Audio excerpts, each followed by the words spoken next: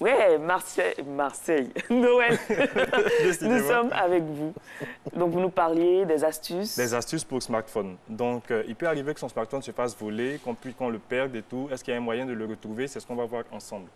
Alors, égarer son smartphone ou le perdre, c'est une épreuve difficile. Hein. Ce n'est pas quelque chose qu'on peut souhaiter à son pire ennemi. Bon, enfin, ça dépend des ennemis. Et donc, on va voir ensemble. Des ennemis qui ont des clichés pas très catholiques de nous. Bien sûr, on prie pour que ça se perde. C'est cela, ça arrive. Et donc, on va voir ensemble comment est-ce qu'on peut récupérer son smartphone. Alors, l'égarer, le perdre, ça peut arriver par inadvertance ou même se le faire voler. Ce sont des expériences assez difficiles à supporter. Alors, nous allons voir ensemble comment localiser et protéger son smartphone sous iOS. C'est un système d'exploitation.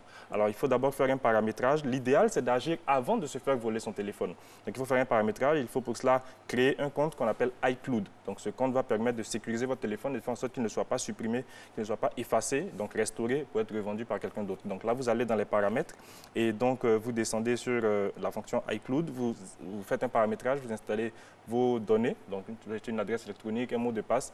Et donc, une fois que le téléphone est égaré, vous vous connectez à un site du constructeur et à partir de là, vous pouvez donc localiser depuis un ordinateur ou alors une tablette. Même si c'est éteint, même si le téléphone est éteint? Même si le téléphone est éteint, vous pouvez le faire sonner. Mais pour le localiser, il faut nécessairement qu'il soit connecté à Internet.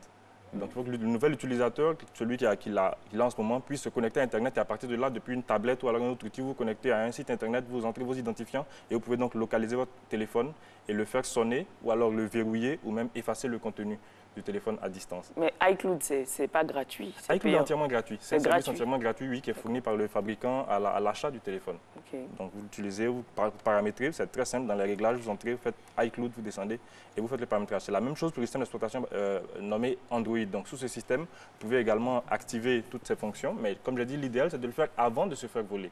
Donc, vous entrez dans les paramètres. À partir de là, vous faites réglages et donc, vous pouvez apporter toutes les modifications. Installer, donc, vous mettez votre identifiant, votre adresse électronique, un mot de passe que vous choisissez et à partir de là, vous faites donc les réglages qu'il faut.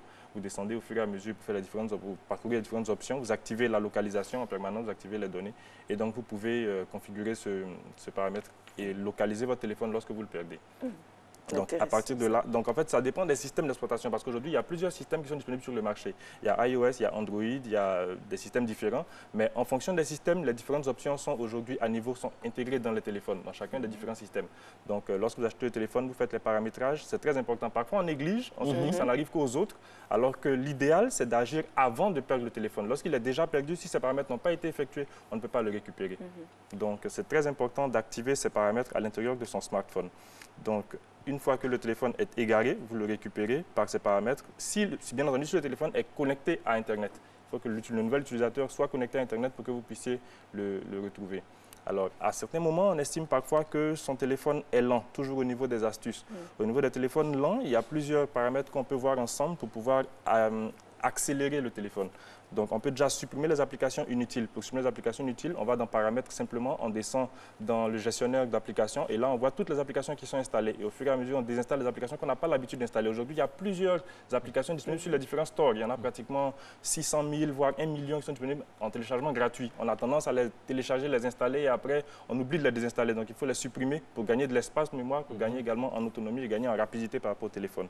Donc, en plus des applications inutiles à désinstaller, il faut éviter ce qu'on appelle les widgets et les live wallpaper. Bon, là, le nom, c'est en anglais, live wallpaper, mais en français, ce serait plutôt des écrans de veille animés. Donc, ça utilise la mémoire RAM. Ça fonctionne en permanence, c'est très beau, mais ça consomme de l'énergie. Avec les widgets, c'est la même chose. C'est comme des petites icônes, des raccourcis vers des applications, mais ils se mettent à jour en permanence. Ils utilisent la connexion Internet et ils utilisent également de la mémoire RAM.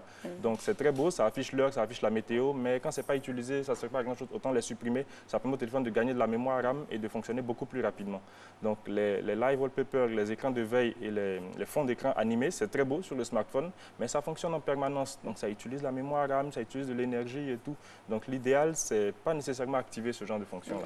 C'est très beau pour une période, vous pouvez l'utiliser juste pour une période, après vous désactivez, utiliser un écran de veille stable. Ensuite, au niveau des photos, Ce qui est recommandé, ce n'est pas de stocker toutes les photos dans son smartphone. Il faut pouvoir à certains moments faire des copies, donc faire des sauvegardes. Aujourd'hui, tous les smartphones proposent des clouds qui permettent donc de sauvegarder les données, vos photos, votre musique, vos données. Et donc, vous pouvez également faire ces sauvegardes sur des ordinateurs pour garder tout ça et vous laisser donc une certaine fluidité, un certain espace libre à votre téléphone. Vous allez voir qu'il sera beaucoup plus réactif. Donc, faites le tri parmi vos photos, musique et vidéos. Vous allez voir qu'il sera beaucoup plus réactif. Ensuite, au niveau des applications, aujourd'hui, tous les smartphones sont multitâches. Il y a une petite touche en bas à gauche de votre écran, de votre smartphone, pour vous permettre de gérer le multitâche. Donc là, vous pouvez supprimer les applications que vous ouvrez et ça permet de gagner de la mémoire également. Pensez également à faire la mise à jour de votre smartphone. Donc aujourd'hui, les constructeurs proposent à chaque fois des correctifs pour améliorer le système d'exploitation parce que les premiers systèmes qui sortent présentent parfois des bugs. Donc il y a des mises à jour qui permettent de corriger au fur et à mesure. Pour faire les mises à jour, vous entrez dans les paramètres, vous allez dans Réglages, vous allez voir mise à jour logiciel. Vous téléchargez dessus. Après plusieurs redémarrages, le système sera à jour au niveau de la dernière version. Par contre, vous êtes obligé de le connecter à un ordinateur pour faire la mise à jour. C'est la même chose, après plusieurs redémarrages. Mais utilisez des mises à jour officielles. N'utilisez pas des mises à jour bêta ou alors des mises à jour que vous avez téléchargées de sites tierces. Ce n'est pas très recommandé. Et généralement, les mises à jour aussi alourdissent le logiciel. En principe, non. En principe, la mise à jour est censée corriger un certain nombre de bugs que les anciennes versions présentaient. Donc, normalement, en tout cas pour les smartphones, ce n'est pas censé alourdir, c'est censé plutôt alléger, plutôt accélérer et corriger les bugs du système. Parce qu'il peut arriver parfois qu'on ne puisse pas utiliser deux applications en même temps ou alors faire ce genre de réglage-là. Donc, les mises à jour viennent pour corriger tout cela. C'est en fait des correctifs qui sont apportés. Et vous allez voir que la plupart du temps, quand vous avez une mise à jour à faire, quand le smartphone vous notifie qu'il y a une nouvelle version qui existe, les correctifs apportés sont dans la description. Si vous lisez, vous allez voir correctifs au niveau des SMS, au niveau de l'appareil photo et tout. Donc l'idéal, c'est de mettre à jour quand même. C'est vrai qu'on a une idée un peu négative des mises à jour, mais en réalité, c'est un plus. Donc c'est très important d'avoir son téléphone à jour. Ensuite, on va voir ensemble comment... Donc, on a vu un petit réglage qui va permettre d'accélérer le système, en fait. Là, vous allez donc dans les réglages, vous allez descendre sur au niveau de à propos de l'appareil. Vous descendez donc tout en bas, vous allez voir options de développement. C'est parfois une fonction qu'il faut activer en appuyant plusieurs fois sur le numéro de série de l'appareil. Donc, vous cliquez plusieurs fois, vous activez la fonction option développement. Vous allez descendre au niveau de paramètres échelle d'animation. À ce niveau-là, vous modifiez cette échelle à 0,5 et vous allez voir que votre téléphone va devenir beaucoup plus réactif. Donc ça, c'est un petit réglage qui n'est pas connu de tout le monde, mais vous allez voir que quand vous allez ouvrir, les animations seront beaucoup plus réactives. Donc vous modifiez ce paramètre-là et vous allez avoir un téléphone beaucoup plus réactif, plus rapide et qui va, je pense, vous satisfaire. Vous pouvez également installer des applications tierces qui permettent de gérer tout le contenu du système, donc supprimer les fichiers qui ne sont pas utilisés depuis un certain temps. Il y a des applications aujourd'hui que vous pouvez télécharger. Ils permettent de gérer la mémoire RAM. À chaque fois que vous lancez, ça booste un peu le téléphone et ça permet donc de le relancer, de le rendre beaucoup plus réactif. Donc vous désinstallez également les applications que vous n'utilisez pas. Et si tout cela ne marche pas, vous pouvez carrément réinitialiser le téléphone. Donc vous faites une remise à zéro totale, vous supprimez tout le contenu et c'est une réinitialisation totale. Vous remettez le téléphone à son système d'usine en fait. Là également, ça peut corriger les lenteurs. Alors, que faire lorsque son téléphone tombe à l'eau?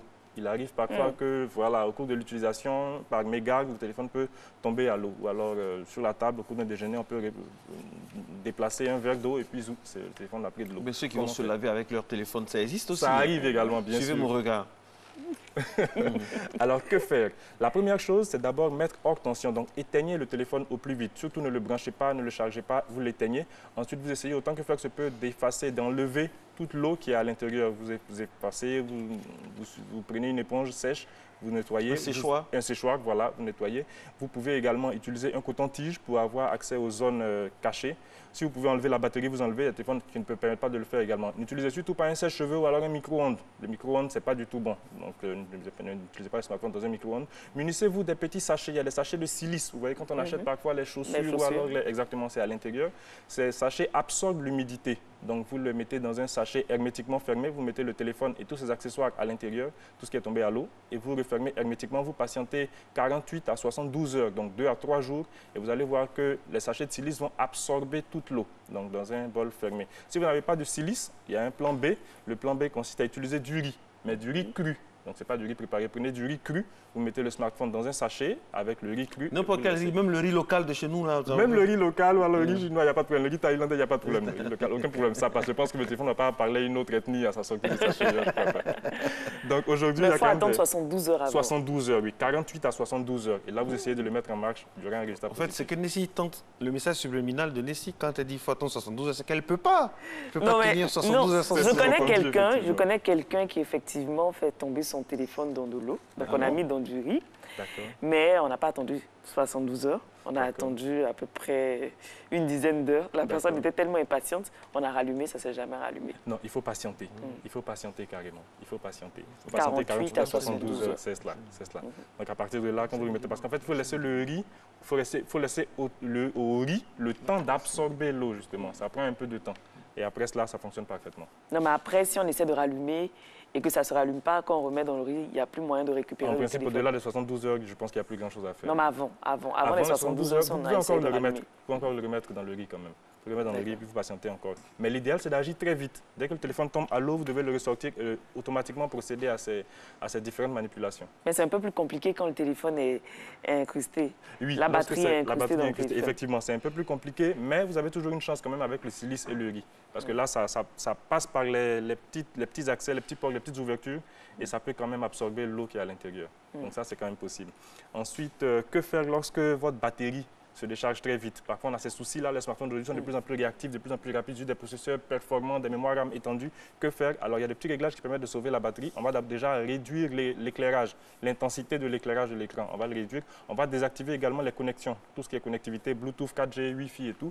Ensuite, les applications qui fonctionnent en arrière-plan, on l'a vu tout à l'heure, il faut les désactiver, il faut les supprimer, sinon ça alourdit le téléphone et ça utilise la mémoire batterie également de l'énergie parce que ces applications sont toujours en arrière-plan. Donc, il faut également penser à recharger assez rapidement. Et aujourd'hui, on se dit, quand on achète un smartphone, il faut nécessairement faire la première charge ou alors utiliser entièrement avant de... Non.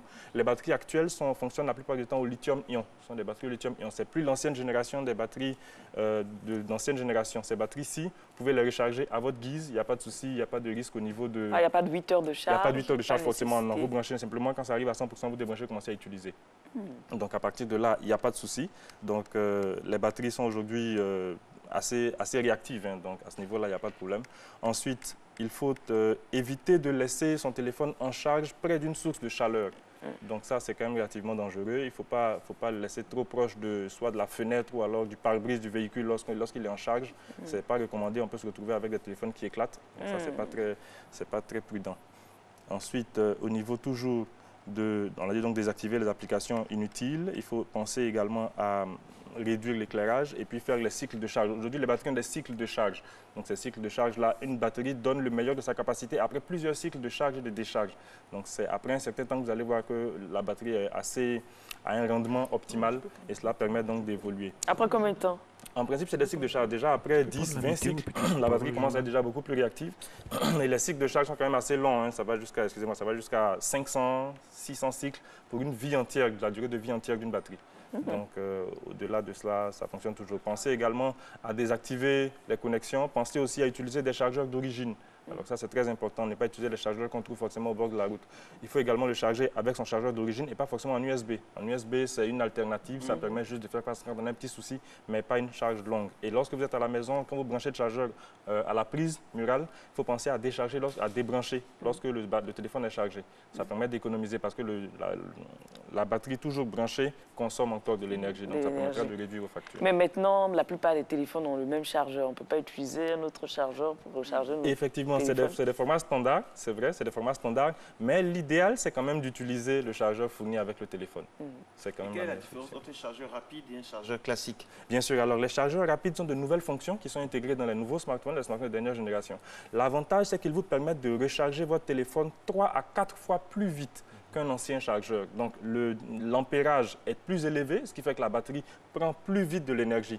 En principe, il faut facilement 1 à 2 heures pour qu'une batterie normale, donc d'ancienne génération, soit chargée à 100%. Mais aujourd'hui, avec les chargeurs ultra rapides, à peine 15 minutes, vous êtes facilement à 90, 75 à 90% de charge de la batterie. Donc, ça fait un gain substantiel d'énergie. Donc, c'est ce qu'on appelle le fast charge ou alors le quick charge. Et c'est le quick charge évolue au fur et à mesure. On a le 2.0, on a le 3.0 aujourd'hui et ça permet des recharges très rapides et optimales aussi. Certaines personnes même s'inquiètent parce que leur téléphone se charge trop vite. C'est tout à fait normal. Ce sont des fonctions tout à fait normales. Il n'y a pas d'inconvénient? Non, il n'y a pas d'inconvénient. C'est des batteries qui sont adaptées à cela. Elles se chargent rapidement et en termes d'utilisation, c'est la même chose. Mais ce qu'il ne faut pas oublier, c'est que c'est d'abord l'utilisation qui fait l'autonomie réelle du smartphone. Si on est très musique, on est très photo, on est très vidéo, on est tout le temps sur Facebook et tout. Très chichi. Bien sûr, il ne faut pas s'attendre à ce que son smartphone fasse... suivez mon regard. Je me sens acculée, là. Qu'est-ce qui se passe? Vous sentez quoi? Acculée. Merci beaucoup. J'ai une question. Bien sûr. Concernant la charge du téléphone pendant que nous sommes en communication.